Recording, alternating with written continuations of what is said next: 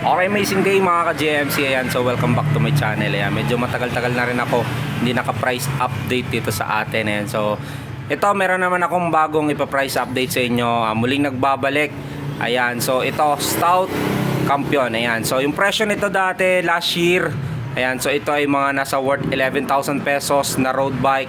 Ito yung naka 2x9 speed alloy frame na Stout. Gawa po yan ni Foxter. Ayan, so alamin natin kung magkano na nga ba yung bagong presyo niya. Ayan, so mamamangha kayo sa bagong presyo nito. So murang-mura na, sulit na yung presyo nito sa market. Ayan, so kung kayo po ay less than 10k na yung budget nyo below, ayan, so kung kayo naghahanap ng tinatawag nyong STI, pero ito hindi ito STI kasi hindi naman ito naka Shimano, so tawag dito Bripster. So ito ay may naka shifter nito ay L2 Wu R5. Ayan, so ito ay naka 2x9 speed. So alamin natin yung bagong update na presyo, then syempre alamin na rin natin yung specs nya, kung bakit nasabi kong isa ito sa sulit na bilhin nyo ngayon 2024. Ayan, so pero bago ang lahat, please like at subscribe.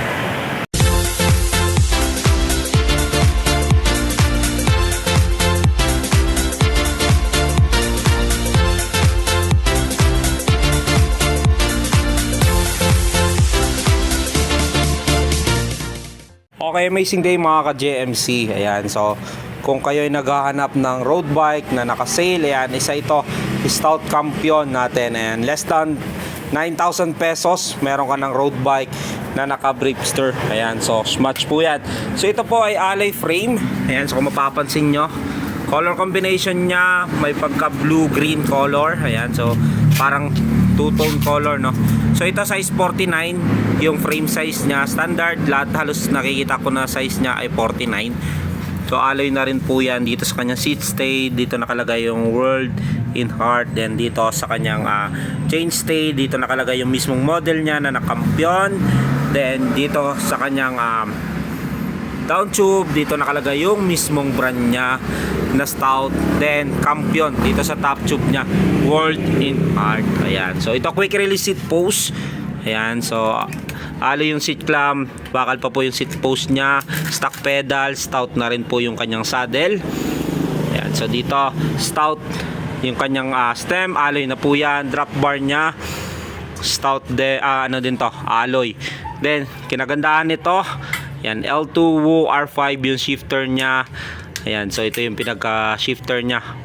So L2 Wu Smatch, kakasama no, L2 Wu tsaka Smatch, baka parehas, baka magkasama sila na brand. Okay, ngayon ko lang sinapansin na may Smatch pala na L2 Wu. Ayan, so ngayon ko lang, baka yung ano lang, hindi, parang parehas talaga sa L2 Wu eh. Ayan, so may nakalagay lang dito na Smatch.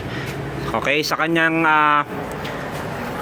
fork, ayan, Stout super light, pero ito ay bakal pa. Kanyang unahang gulong ay quick release. Ayan, dito naman tayo sa kanyang mismong drivetrain.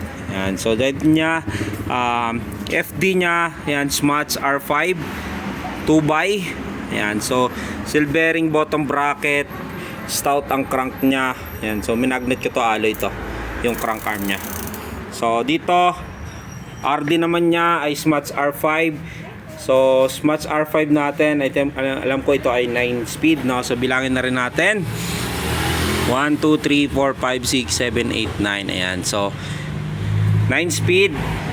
Then ito po ay thread type pa.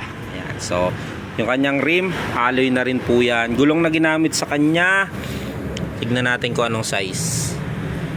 Wait lang, baka nakalagay 700 by 25C. Ayan, so kinagandahan nito ng Stout Campion natin. Ayan, so presyo nito dati 11,000, no? So ngayon price update tayo dito sa Stout Campion.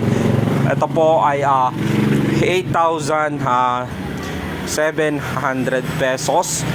Ayan, so pag walk in may less 200 ka pa.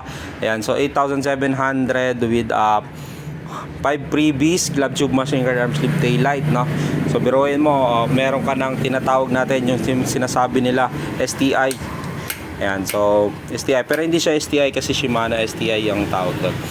Ito Bripster, so magkasama yung shifter, then brakes nya, gawa siya ni Auto. Yan, combination siya ni Smuts. Ayan, so cabling, check natin yung cabling. So brakes niya sa unahan, ito.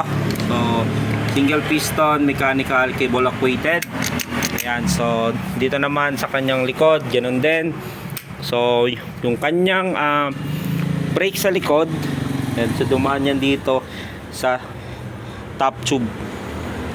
Ayan, so ganda. Pero yung FDNR din ito, ano naman ito ay naka-external. Yan, so kung mapapansin nyo, meron yung daanan dito sa labas ng kanyang frame. So external. So ito yung model na medyo old fashion kasi naka-external. Kasi mostly nakikita natin ay mga naka-internal. Pero yung kinagandaan kasi nito, ito po ay alloy frame na. It's stout. Gawa rin po yan ni Foxster. Ayan, so yan o, Campion Stout Racing Bike Alloy 6061, 49 cm Mountain Bicycle Material Aluminum Alloy Stout. Ayan yung pinaka sticker nya. So 2x9 speed itong Shimano Campion. Ayan, so comment down below kung nagustuhan nyo yung bagong price update ni Stout Campion nya, yung 2024.